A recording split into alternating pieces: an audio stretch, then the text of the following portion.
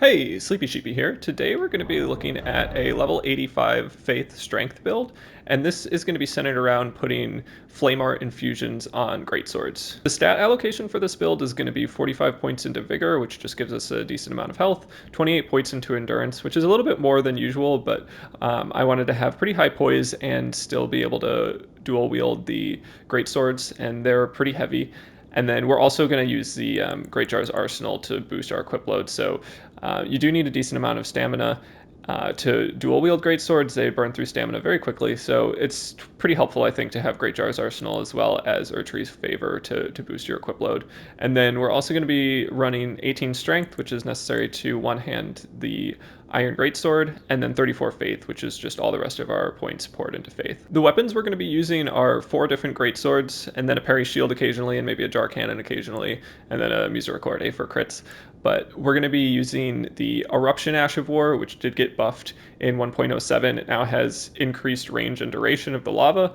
It has a new hitbox, which includes the swing of the sword as it comes down, which does a decent amount of damage, and then it also has better timing with poise activation and a poise increase, which is definitely felt when you're using the Ash of War. You can hyper armor through quite a bit.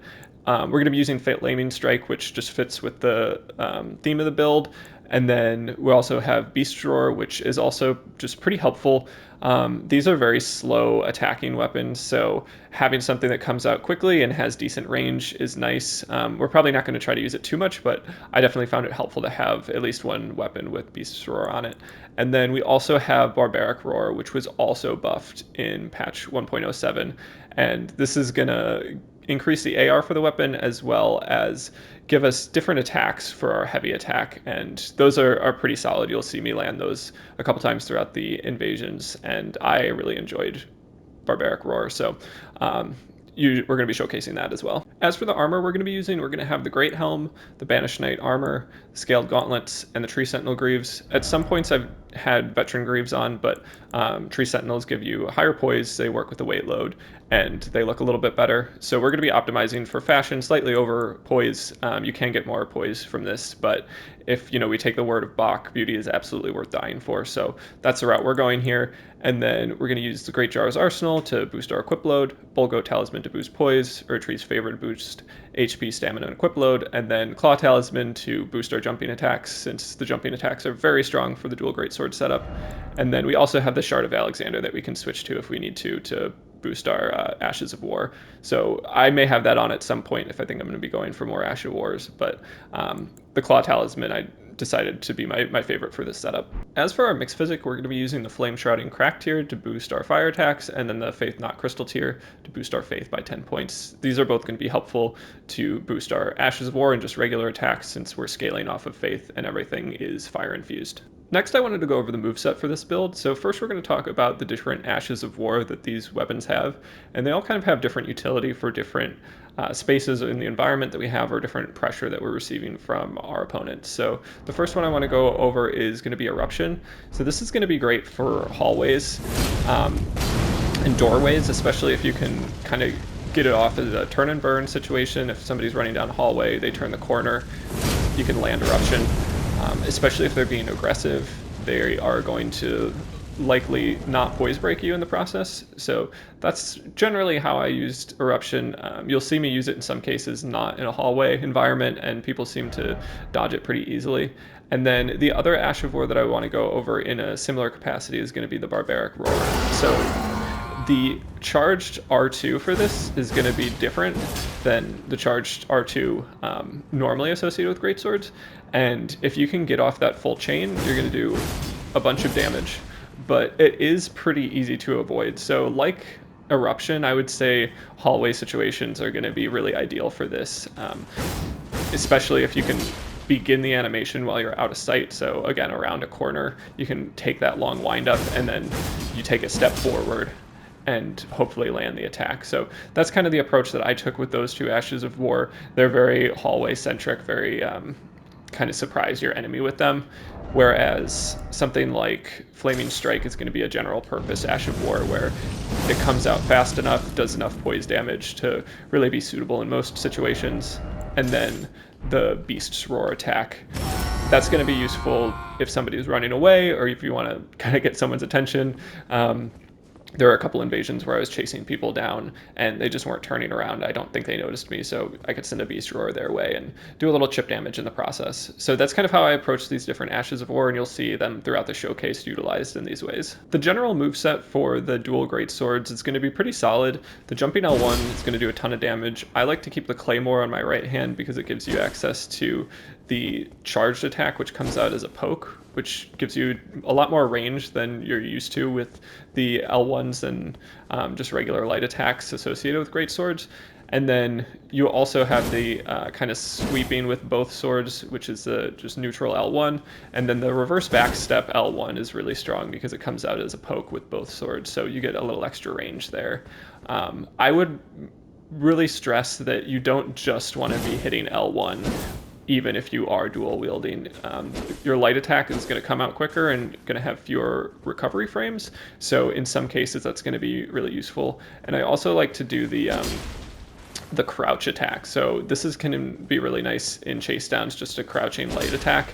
I think the little crouch animation will oftentimes spook your opponents into panic rolling, and then you can roll catch with the light attack. So that was kind of the approach that I took. There's a lot of variation when it comes to how these weapons can be used. I also like the neutral attack with this particular greatsword, the Knight's greatsword. So this comes out a little bit more quickly, I think, and has a slightly faster recovery frame because you're not doing the swing that hits the ground. So if you want something a little bit faster, I would say that's a good greatsword to use, and it can kind of throw off your opponent's timing. But other than that, I think the normal moveset for this will be applicable. Those are just some of the notes that I had on how to use them. That pretty much covers everything that I wanted to say about how we're structuring the build and what aspects of the moveset we're going to employ. I also wanted to mention that I do have a Twitch. I don't stream on a set schedule or anything because I'm pretty much new to it. But if you do want to see me kind of running some invasions and using builds that I'm going to be making videos for, that's a place that you can kind of see it live and we can all hang out. So feel free to follow me there and, say what's up if you catch me in a stream. And yeah, let's go ahead and just jump into the invasions. Alright, so this first invasion is going to be a pretty quick 3v1 where we have one mage that's the host and then two kind of aggressive melee players. So I want to get their attention and kind of bait them towards me, so I use Barbaric Roar. And I also realize that it's a hallway situation, so I'm going to go for the fully charged R2. And I'm able to get the first two hits to connect with one of the Phantoms, and that does most of their health. They are able to roll out of the third hit, so that's something to be aware of. And I start getting a decent amount of bleed buildup, so I go for a blood bolus and just kind of back off into this next room. You will see in just a moment the floor falls through, and that is really useful in isolating the different Phantoms. I'd like to say that was on purpose, but it was just kind of a lucky moment in the environment. I wasn't aware that would happen, but it ended up helping me quite a bit. And then PvE takes care of one Phantom, and I'm able to take care of the other. However, the mage is doing substantial damage. Whenever that's the case, there's a decent chance that their vigor is pretty low. And so here we have about 370 damage, taking care of most of their vigor. I'm pretty confident that I'm going to finish them off, so I just go for a parry and get the 7 damage riposte, which is always kind of a fun flex, but not necessary by any stretch of the imagination. Next up we have another invasion where the host and the Phantom are not really handling the PvE well, so I just kind of jump in and use the Eruption Ash of War. You can see there that the hitbox that's now been added to the first part of the attack did decent damage, and I'm able to finish off the Phantom, and then I just kind of hop down here. The host is not really in a good position to do much with all the PvE around. I get the first swing off with just a light R1, which is nice because it comes out quickly, and then land a jumping attack to do the rest of the damage. Next up we have a 3v1. I sometimes have a hard time rolling through that moon spell when it's at the very beginning, but the Phantom didn't really have any health, so I'm able to just land one jumping attack and kill them, and then I do land a jumping attack on the host there just to kind of decrease the pressure before I start going for the other Phantom. I start using Flaming Strike, which is useful just because it goes through shield damage. In most cases, I don't know if there's a shield that has 100% fire preventative damage, but I don't believe that there is. So I get some damage there, and then also was able to poise break them with the Ash of War, so that ended up being enough to kill the Phantom. And then it's a one-on-one situation where I have dual Greatswords and they have dual Colossal Swords. I start going for the Eruption Ash of War, but they're not really getting baited in, and they're pretty easily able to avoid it. So that's something I would note about the Eruption Ash of War, is that it's much better for just corners and smaller spaces. I think it's kind of easy to predict. We kind of dance around each other for a little while and nothing really happens, but then I take out the Misericordia and go for a quick step backstab, and that is enough to finish off the host there. So when it's a 1v1 situation, when we have both dual large swords, the slow attack speed can kind of drag out the fight a little bit, and it's not necessarily a bad thing, but wasn't the most entertaining, I would say, and there wasn't too much to learn from it. Next we have a Shield Poker with Vike Spear, and this is something that I really like. You can unequip your right hand weapon and then go for a kick, because that's your default Ash of War, and then re-equip your weapon for the follow-up attack. And unfortunately I didn't get the damage there, because that does seem to happen, especially if you do a little bit of a later riposte and somebody else is swinging at you. I think there's some issue where the iframes at play just kind of negate the damage that you would normally get with your riposte. So that was unfortunate, but I think it's worth noting that the tech there is really helpful to switch off your main hand weapon, go for a kick to shield break them, and then switch back over to your main weapon for the riposte. Obviously, if you have something else in your right hand weapon slot, so if you're using like the first 2 slots for your right hand weapon, that's not going to be possible, but it's definitely a good approach, and I think it throws a lot of people off guard. Next up, we have a 2v1 where both the host and the Phantom didn't notice me, so I switch over to Beast Roar just to get their attention, do a little chip damage in the process, and it is effective. And then I'm able to get off the fully charged R2 chain that comes with Barbaric Roar, and you can see that just does a ton of damage. I have a decent amount of hyper armor throughout the full chain, and it melts the Phantom, so that's pretty nice. And then here, it's just a one-on-one situation. They're going for their Ash of War quite a bit, but Greatswords now will always poise break your opponent with whatever type of hit you land, so that's really helpful in that moment, to just poise break my opponent, and unless they have hyper armor, that's worth mentioning. So that ended up working out pretty well in terms of a tactic against that host. Next up, we have an invasion that starts out with a Phantom and a host. They're not really paying attention, but I go for a backstab on the Phantom just because I'm not sure if there are other people around, and it seemed like a pretty easy opportunity. You'll also see me going for some more kicks because I noticed this person is guarding quite a bit, and they're not really connecting.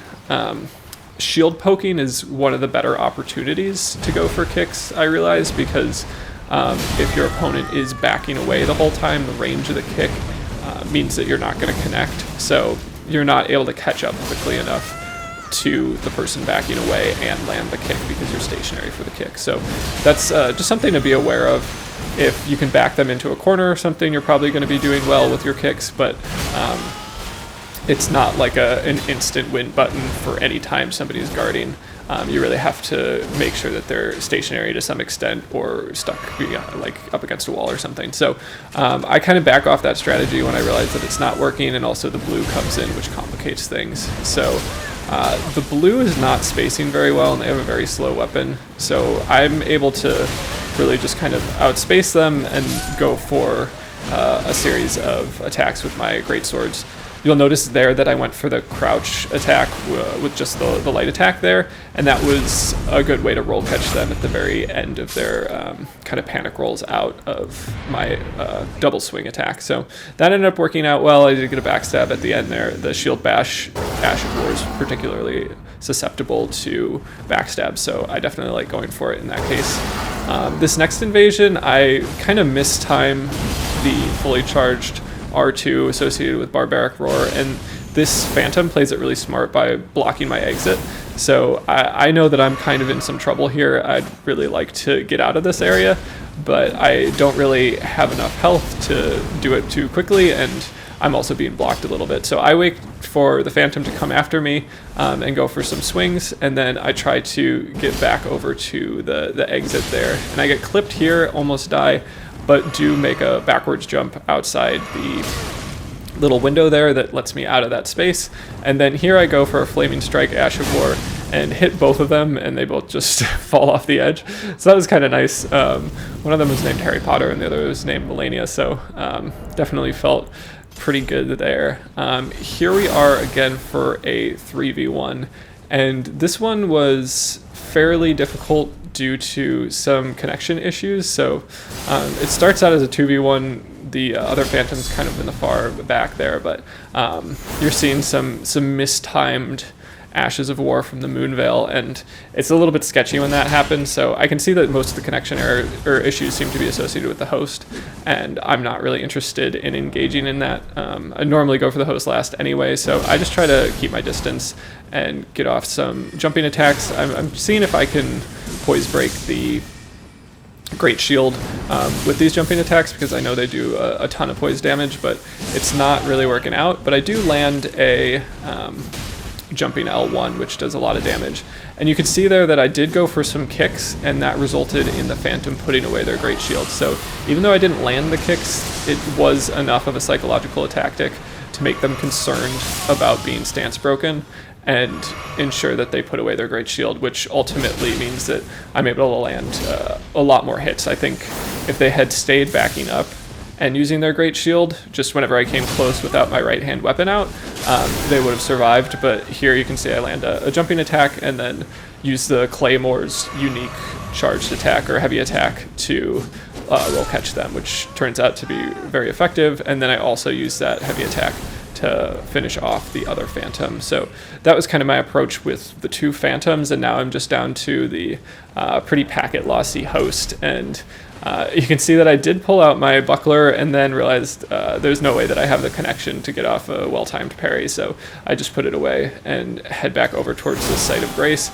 and just kind of hope that I'm able to take care of this Phantom. The connection seems to kind of come and go for this host, where they stay really laggy for a period of time, and then some of their stuff comes out at the right time. So one approach that I'm employing here is just trying to keep my health as full as possible, because I'm aware that it's possible that I'll get hit with multiple attacks simultaneously. At least I'll get hit with the damage from multiple attacks simultaneously.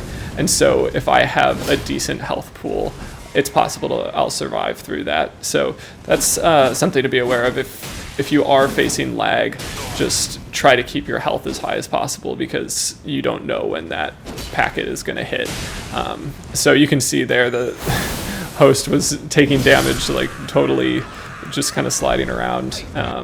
But I am able to land a jumping L1 that finishes them off. Here, again, I am also able to land a jumping L1. You can just see how strong the jumping attacks are.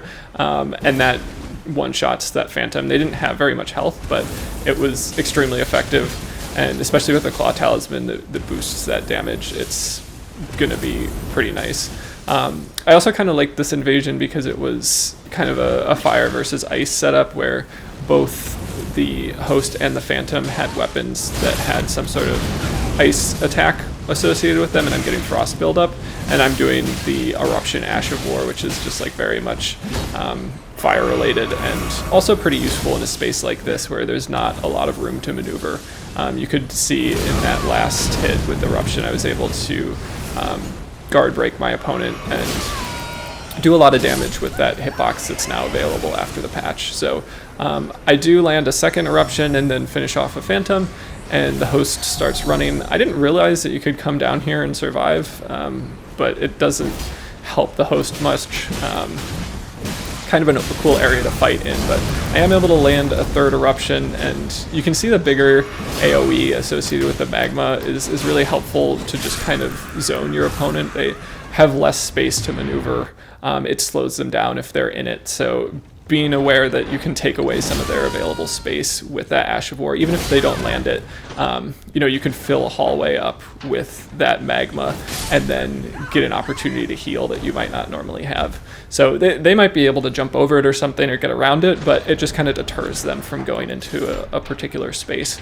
And that's a great way to take advantage of some Ashes of War like Eruption. And then here, you can see it doing substantial damage on the host there, and it comes out quicker than their spell. So that was nice, and then I land it one more time against this Phantom before the invasion ends. This next one is pretty funny. Good to be aware of your surroundings when you invade. So there was a Phantom just kind of hanging out, laying down on that coffin off to my right. So before I move or anything, I want them to think that I might be AFK. I pull out my jar cannon and get one hit on them. That causes them to kind of panic, and then I think they drink the wrong flask, but the cumulative damage of both the jar cannon and the rot buildup is enough to get them in one hit range. So I'm able to finish them off there, and then this Phantom is kind of fun to fight, I think. Using dual greatswords versus something like a Zweihander is a good time. We've kind of both got big, slow weapons, and it's just a battle of spacing and timing, and there's a larger psychological element associated with it. I do go for a backstab there. Colossal swords are susceptible to backstabs, I would say. I definitely like to go for them, but it's not necessary. It's probably more of a risk than it is going to pay off. But if you're in a one-on-one situation where you feel comfortable, practicing the timing is definitely something I would recommend. I also am able to get an Eruption off, which is kind of cool. This isn't necessarily the spacing or the environment that I would recommend going for invasion or Eruption, but it does work out there. And then you can see that I switched to just light attacks, regular R1s rather than L1s, and I'm able to kind of adjust the timing of my sword coming out, and that's enough to finish off that last Phantom and host. So you can see here that I'm also changing it up. I'm going for some R1s, I'm going for some L1s, and then the PvE is also causing some issues for the Phantom. So this is an invasion that is working out pretty well. In just a moment, I'm going to go for a weapon swap, but I do kind of prevent my opponent from coming down this hallway, and that gives me a little bit of space to go for a weapon swap, which I actually end up fumbling a little bit here.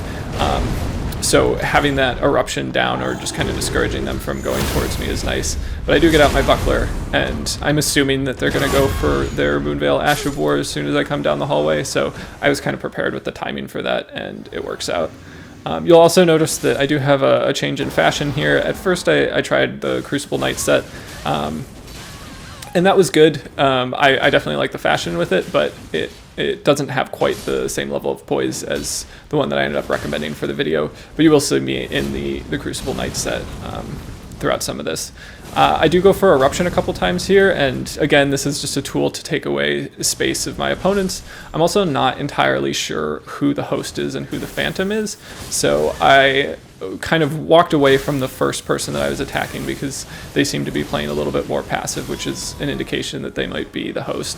So I start going for who I think is the Phantom, but I'm not actually sure. And then somebody dies here. I'm hoping that it's not the host, and it isn't, which allows me to get the jumping attack on the blue, which finishes them off, and the PvE finishes off the host. So it got a little chaotic at the end there. I definitely recommend trying to pay attention to the names of who you're invading at the beginning, but it's not always possible, especially if you're kind of like thinking about your build or how you want to approach the invasion. So that's just general advice that I have that I don't normally practice.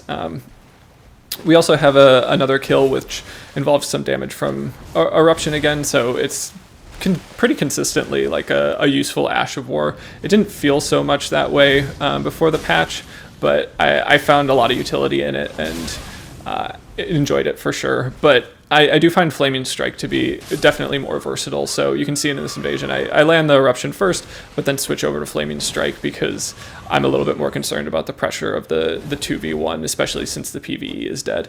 So Flaming Strike and the charged attack associated with the Claymore is enough to get rid of one Phantom. And then I get caught a little bit in an attack chain here, but use the charged attack and then just a light attack with the Claymore to finish off the host. And that's definitely why I recommend not just using L1, is the increased attack speed is going to be really helpful as you invade and just kind of throw off your opponent. Next we have a 3v1 where one Phantom goes down very quickly, and I kind of misplay it here. I think that I'm going down a hallway that isn't a dead end, but it ends up being pretty scary. We have the bleed attack as well as the Moonveil, and I almost die in this corner. I go for a kind of a last-ditch effort with Flaming Strike, and that's actually enough to kill one Phantom, and somehow manage to roll through all the damage associated with the host's attack. And just make it out of there alive, which was kind of surprising to me in that moment, but it definitely helps to not panic roll and just kind of roll with the timing that you're expecting the weapons to come in, even when you're in a situation like you're backed into a corner like that. And then you can see I switch over to Eruption because I want to go for a doorway attack, and this is kind of the perfect spot to do it at. They take a lot of damage just from the magma that builds up, but they are able to land a bleed proc on me, which gets my health pretty low. And that's something that was also buffed in 1.07, is that I associate it with the Reduvia. I'm not sure exactly what the name of that Ash of War is called, but whatever those little kind of bleed discs are that they're sending my way, that was buffed, so it now does more damage, and you can see how much damage it ends up doing on me over a period of time. It comes out very quickly and does a lot of bleed buildup, so that's something to look out for if you encounter it. It's pretty dangerous. Next we have a 2v1 that ends pretty quickly for the first Phantom. I'm able to land a jumping attack that does over 900 damage, so that's a lot of damage, especially at level 85. I would say being aware that a jumping attack can do that much damage is going to really validate a lot of aspects of this build.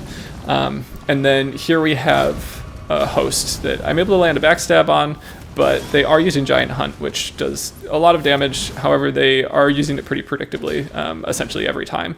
So I'm able to kind of space that a little bit. I was using Eruption, but they were spacing that fairly well, so I just kind of switch up to the normal Greatsword attacks. I do go for another Eruption that they successfully jump away from, so that's a good thing to be aware of, is they can avoid all the damage if they don't get hit by the first hitbox of the weapon and then jump the magma part.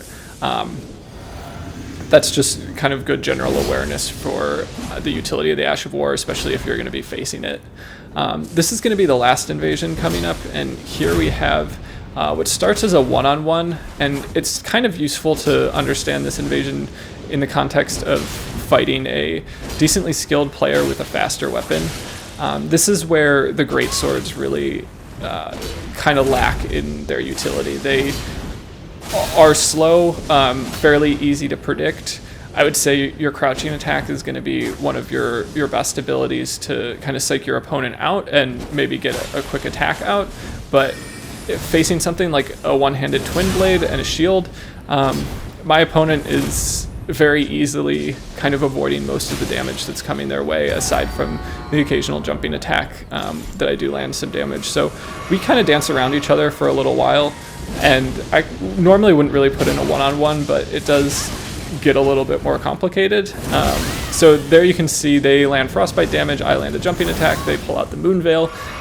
It kind of gets decently scary, and I'm also burning through a decent amount of heals in the process. I'm down to half my original, and they're pulling out a weapon that's very damaging, and it's kind of scary to face an opponent that actually knows what they're doing and has Moonveil and is decent with their timing and spacing. So I try to switch things up a little bit, go for some more jumping attacks, try to go for more Flaming Strike. I feel like Flaming Strike is a fair kind of counter to the Moonveil Ash of War, but it's not really landing too well, and you can see both of us have decent spacing, but I decide that, okay, that's enough of me kind of whiffing and trying to vary my attacks, and this blue just came in, so I need to change it up, and I get a parry here, and that kind of turns the tide of this invasion, I would say, because it really impacts the